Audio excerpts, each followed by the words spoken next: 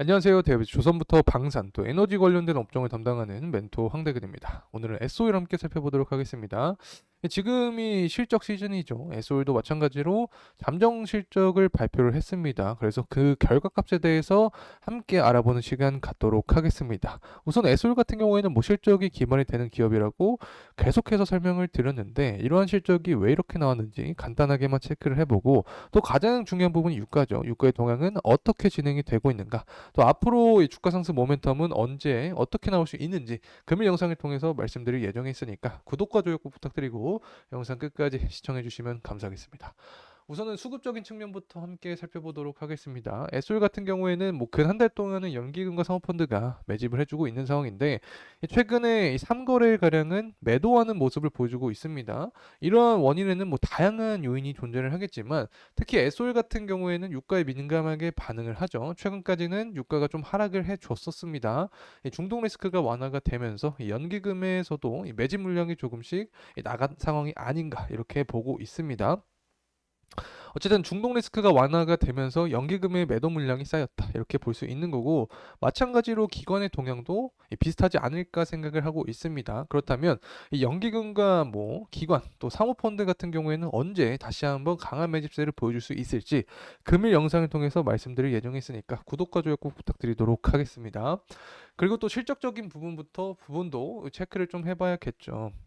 잠정 실적인데 매출액 같은 경우에는 전년 동기 대비 2.5%가 증가를 해 주었습니다. 하지만 영업이익 같은 경우에는 한 12%가 하락, 전년 동기 대비 비해서 하락한 모습인데 뭐 사실 다양한 이유가 있죠. 하지만 원재료에 대한 부분이 부각이 되면서 이러한 결과값을 초래를 하지 않았을까 생각을 하고 있습니다. 어쨌든 영업이익은 흑자 전환을 했기 때문에 이 부분은 긍정적으로 바라볼 수 있지 않을까 보고 있습니다.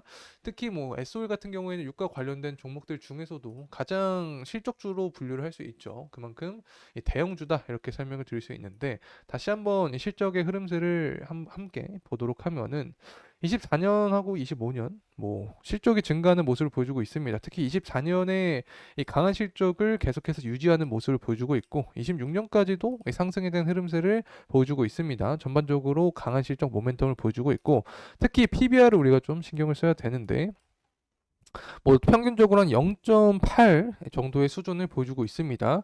지금 정부의 정책으로서 저피별 관련된 모멘텀이 계속해서 나와주고 있는 상황인데 유가 관련된 종목들 중에서도 SO일이 관련된 혜택을 받을 수 있지 않을까 보고 있습니다. 그리고 앞으로 유가적인 방향성도 살펴봐야겠죠. 지난 영상을 통해서도 분석을 했지만 SO일 같은 경우에는 유가와 밀접한 관계가 있습니다. 뭐 전일 3거래일가량은 유가가 하락했지만 또 전일 시장에서는 유가가 상승해주는 모습을 보여주었습니다. 뭐 중동에 대한 리스크가 다시 한번 부각이 되었고 이 때문에 유가가 뭐 102달러 가는 게 아닌가라는 이슈도 나와주고 있는 상황입니다. 뭐 뻔한 패턴이죠. 우리가 알고 있었던 흐름대로 현재 진행이 되고 있다. 자, 이렇게 볼 수 있습니다. 어쨌든 전쟁에 대한 부분은 중장기적으로 이루어질 수밖에 없게 되고 주변국이 이란 주변국 이라크와 쿠웨이트도 있기 때문에 원유에 대한 공급 차질은 생길 가능성이 매우 높아진다. 그리고 지금처럼 원달러 환율이 상승하는 국면 자체는 결국엔 시장의 공포감을 형성을 해줄 수밖에 없게 되고 이 부분이 디커플링 현상으로 SO일의 수급적인 측면에 도움이 될 수 있다고 설명을 드렸습니다.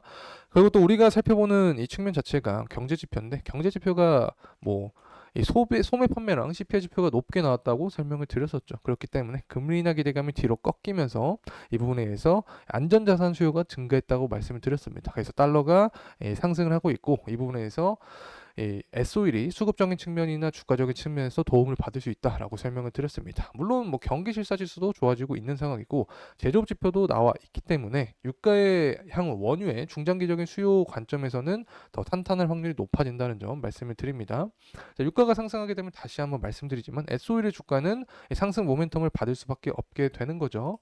자, 이제 SO일 관련된 차트의 흐름세 함께 살펴보도록 하겠습니다. 뭐 최근의 흐름세는 그렇게 좋진 않았습니다. 제가 말씀을 드렸지만 중동에 대한 리스크가 완화가 되었다라고 설명을 드렸었죠. 중동 리스크가 완화가 되면서 유가는 최근 들어서는 뭐 하락을 해줬던 모습을 보여줬기 때문에 이 부분에 있어서 주가도 좋지 못한 모습을 보여주고 있다. 자, 이렇게 말씀을 드릴 수 있을 것 같고 금일 시장 자체가 상승을 해주고 있습니다. 코스피 코스닥이 상승을 해주고 있기 때문에 이 디커플링 현상으로 SO일의 주가도 하락을 해주고 있다. 이렇게 설명을 드릴 수 있습니다.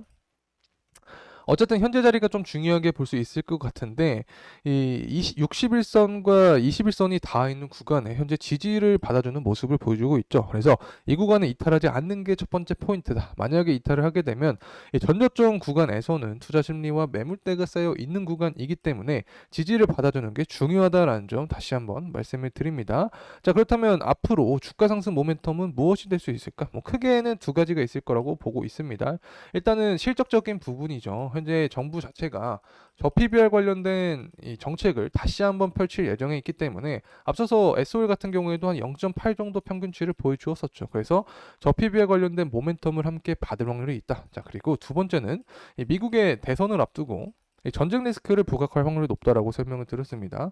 이 바이든과 트럼프 지지율 싸움이 한창이기 때문에 전쟁 리스크가 한번 나오게 되면 당연히 이 부분을 통해서 유가가 상승할 수 있다. 이렇게 보고 있습니다. 자, 그리고 추가적으로 한 가지만 더 말씀드리면 만약에 경제 지표가 계속 잘 나와준다면 기름에 대한 수요는 증가를 할 수밖에 없게 되겠죠. 중장기적인 관점에서 전반적으로 SO일의 주가는 상승에 대한 모멘텀을 계속해서 받을 수 있다는 점 말씀드립니다. 우선 현재 가장 기대가 되는 부분은 바로 2분기죠. 2분기 여름철 성수기이기 때문에 이 부분 실적이 기대치보다 잘 나오게 된다라면 시장의 수요를 받으면서 수급적인 측면도 도움을 받을 수 있지 않을까 보고 있습니다. 자, 그렇다면 이렇게 주가가 상승을 해준다면 과연 어디 구간이 좀 중요하게 작용을 할 수 있을까? 이 부분을 보게 돼야겠죠. 자, 우선은 5일선 구간을 돌파를 하는지 포인트로 봐야 될 것 같습니다. 그리고 나서는 120선 구간이 중요하게 작용할 것 같은데 지금까지 24년의 동향을 봤을 때 항상 120선 구간에서 저항을 맞으면서 주가가 하락하는 모습을 보여줬기 때문에 이 120선 구간에서의 돌파 여부가 굉장히 중요하다. 이렇게 설명을 드릴 수 있을 것 같습니다. 어쨌든 지금까지 이렇게 쭉쭉 주가가 상승했던 시기를 봤을 때 뭐 코로나 시기를 제외하고 특수한 경우를 제외하고 이 주가가 상승했던 모습은 결국에는 이 글로벌 정세와도 관련이 있고 실적적인 부분과도 이 관계가 있기 때문에 제가 금일 영상을 통해서 계속해서 유가의 흐름세 그리고 앞으로 이 전쟁 리스크와 실적적인 부분에 대해서 말씀을 드렸다는 점 다시 한번 강조드립니다.